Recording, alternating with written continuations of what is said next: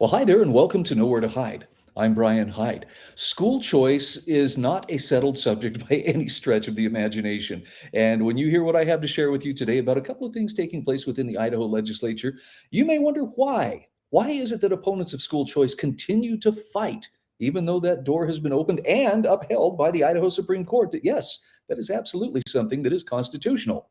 I've got details coming up. All reporters are biased, the Idaho Press Club are biased, all media, newspaper, radio. To be completely blunt here, Brian, and there are plans to expand indoctrination. That's right. Well, Idahoans are also concerned. Horror shot. That line would be moving a little bit farther west. I'm like crying. Nobody wants to see dark money is influencing policy in our state. Well, that's not how this works.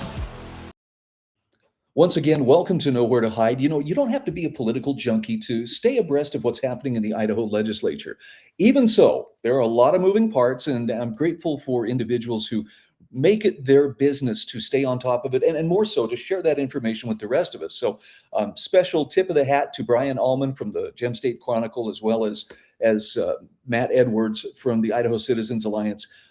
These are guys who have gone to bat for people who are interested in upholding their freedom. I've got a couple of great examples of how this works. So I don't know if you're aware of this, but the Idaho legislature, the House, actually had an opportunity to vote on repealing the Blaine Amendment from the Idaho Constitution. And for some people, they're going to be Blaine Amendment. I don't really know what that is, but I'm going to start by suggesting that the Blaine Amendment is a convenient shield for opponents of school choice because they can hide behind that and say, well, if there's tax dollars going to some school that has any kind of religious connotation, that is forbidden by our state constitution and it's all legal and proper. Rar, rar, rar. Let's get some details on that. Let's get some background on the Blaine Amendment. Brian Allman had an excellent piece on this on the Gem State Chronicle just a few days ago. And here's how he starts out. First of all, let's get a little bit of information about what the amendment actually says. And in a nutshell, this is it. Neither the legislature nor any county, city, town, township, school district, or other public corporation shall ever make any appropriation or pay from any public fund or monies, whatever, anything in aid of any church or sectarian or religious society, or for any sectarian or religious purpose, or to help support or sustain any school, academy, seminary, college, university, or other literary or scientific institution controlled by any church, sectarian, or religious denomination whatsoever, nor shall any grant or donation of land, money, or other personal property ever be made by the state or any such public corporation to any church or any sectarian or religious purpose, provided, however, that a health facilities authority, as specifically authorized and empowered by law, may finance or refinance any private, not-for-profit health facilities owned or operated by any church or sectarian religious society through loans, leases, or other transactions. My goodness, that does seem to kind of put it to rest, why there can be no tax monies whatsoever being distributed to any religious purpose whatsoever.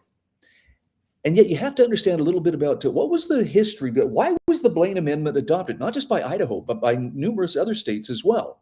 And for this, you need a little bit of a history lesson. And this is where I'm very grateful for Brian Allman providing a wonderful background on this. Now, Matt Edwards, who, by the way, is going to be our guest on Capital Clarity next Thursday. So that's something that I hope you'll make plans on. I'll have more to talk about that next week. He testified on why it should be put to the ballot and voters should be able to say whether or not they want to repeal the Blaine Amendment. But if you want to understand the history of this, you've got to understand that when Blaine, who was serving in the federal Congress, was born, this was back in the 1800s. This was a time where there were still living veterans of the American Revolution. And at the age of 26, he served as a delegate to the very first Republican National Convention. Now, Brian says, I say that to emphasize that the late 1800s were a very different time than today. And part of the difference was public schools at that time had a very Protestant character because that was the dominant worldview of the time. He says, I say worldview because I think using the term religion can blind us to the way that schools today carry a certain worldview, one that's often at odds with the deeply held beliefs of many Idaho families. By the way, I would argue that it is a religious worldview, the secular humanist worldview. It's absolutely a religion, but it's masquerading as neutral ground. That's a story for another time. But as Brian Allman reports, Blaine and many others worried about the influence of other worldviews, specifically Catholic worldviews, on the youth of America. And he unsuccessfully tried to amend the U.S. Constitution to disallow dollars from supporting sectarian institutions. However, he was successful in convincing new states during that era, including Idaho, to include such amendments in their own constitutions, hence the Blaine Amendment. So, look, the bottom line is it's a relic of religious bigotry. And the people who today stand up so firm and this is why we have to keep this and we should get, had it been the late 1800s, they would have probably been arguing for other intense separations, separate drinking fountains and the like, because this is so important to preserving, our worldview and our character. And anyway, that was a different time. And there is not the need to protect ourselves and shield ourselves from, the Judeo-Christian ethic, at least not in the sense that they were trying to do then. So bottom line is it did not advance. Voters will not have a chance to vote on this, at least not this year. But you need to understand that the Blaine Amendment is something that was rooted in a different time and a different place, but it provides a convenient shield and some legal sophistry for those who want to hide behind it to deny school choice today, which brings us to school choice. Now, H93, House Bill 93 passed last year, and this was a parental choice tax credit. So it's not a voucher, although you'll hear people describe it as that. But in the past week, I believe it was Senator Cook introduced Senate Bill 1281 to pull the rug out from Idaho families. And again, a tip of the hat to Brian Allman with the Gem State Chronicle for writing about this. Now, some background, it was passed last year, but the enrollment period opened on January 15th. It'll close on March 15th. Last I heard, there were more than, the Mountain States Policy Center says something like 6,000 plus families representing 10,105 students. I've heard those numbers are actually getting closer to 20,000 students. The maximum number of families that could be served, and this is, like $5,000 per student. This is not to mention special needs students, which qualify for $7,500 per student. But that maximum cap of $50 million, you can see it's going to be reached very, very quickly. And Brian points this out. Depending on how much each family claims per student, it's possible the $50 million cap has already been reached, with the remaining applications sorted based on the poverty threshold. More people have applied for this, more people want it, than there is money to actually allow them to participate in it. That's actually a good thing, though. It shows that the need for school choice needs to be expanded even further. But here comes Senator Cook, and he's like, well, we need to claw back some of that money. And so he suggested a couple of things that could help rein in spending, but he wants to go after something that has nothing to do with the tax system within the state. So Senate Bill 1281 passed out of committee on a 6-3 vote with Senators Cook, Van Burtenshaw, Dave Lent, Carrie Semmelroth, Janie Ward, Engel King, and Jim Woodward supporting the motion. By the way, all 6 of these voted against H93 on the Senate floor last year. Meanwhile, 3 senators, Cindy Carlson, Tammy Nichols, and Christy Zido, each of whom voted for H93 last year, voted against printing S1281. So what does S1281 do? Well, it seeks to pull back, I believe, $2 million this year and $2.5 million next year, in the interest of, we've got to make some cuts somewhere. We might as well start here. The families that have applied for this haven't even received it yet. This is like, you guys want a taste of school choice? I'm going to pull the spoon back before you can so much as get a taste.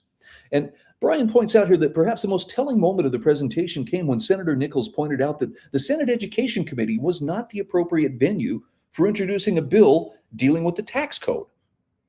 In fact, as Brian points out, H93 was specifically designed to avoid altering any statutes related to public education. It's a tax credit, not a change to the educational system.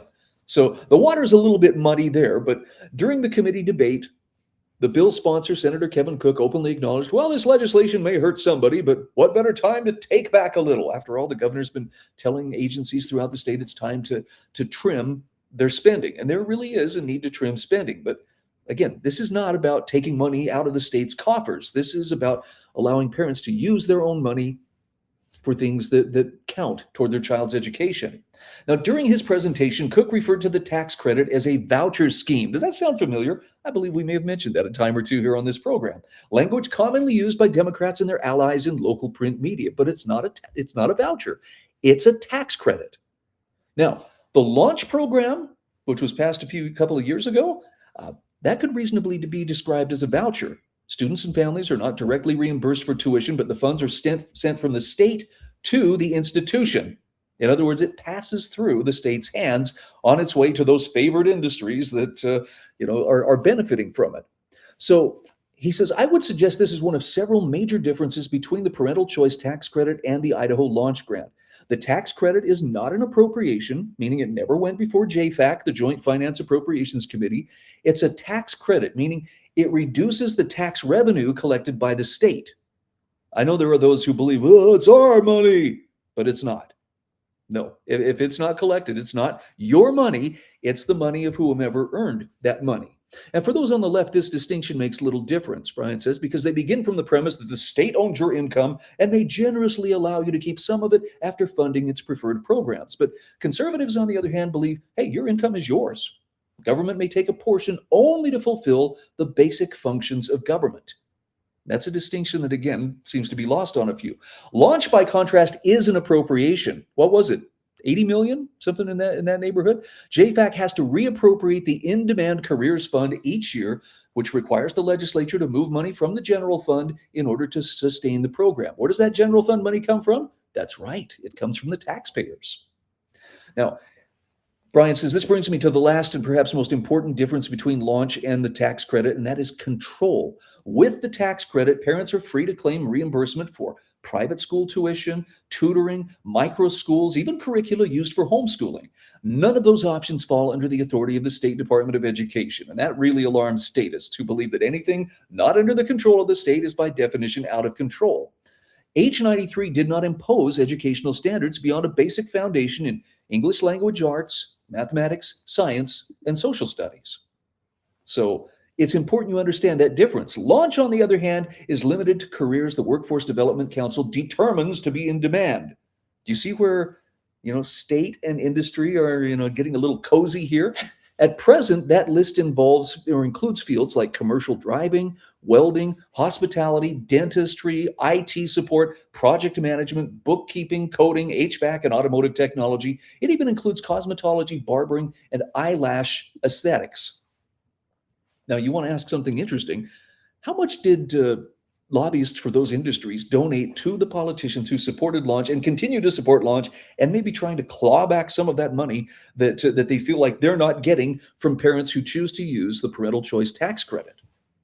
Okay, I'm not trying to get you angry, but I am trying to get you to question this at a deeper level than what? A voucher scheme? Look beyond the words, look at what is really being accomplished here, and then ask yourself, isn't it time for greater, as in universal, school choice?